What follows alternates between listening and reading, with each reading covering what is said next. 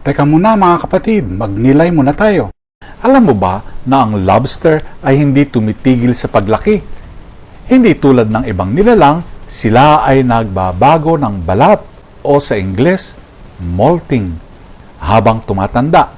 Kaya sila ay lalong lumalaki at lumalakas.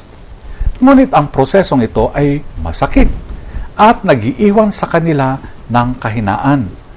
Kung iiwasan nila ang pagbabagong ito, sila ay mamamatay sa loob ng lumang balat. Sa aklat ng Genesis, nakilala natin si Jacob sa isang gabi ng pakikipagbuno sa Diyos. Sa pakikipaglaban niyang iyon, siya ay nasugatan ngunit nabago. Binigyan ng bagong pangalan, Israel, at tinanggap ang mas malalim na pagpapala.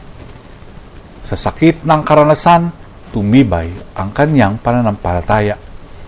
Sa Ebanghelyo, pinagaling ni Jesus ang lalaking sinapian at nakita niya ang mga tao na parang mga tupang walang pastol. Sa halip na mawalan ng pag-asa, siya ay nahabag at nagpadala ng mga manggagawa sa bukid ng Panginoon. Ang mga pagsubok sa buhay, pisikal, emosyonal o espiritual, ay tila napakabigat. Ngunit tulad ng lobster at ni Jacob, madalas sa pamamagitan ng pagsubok tayo lumalago sa lakas at pananampalataya.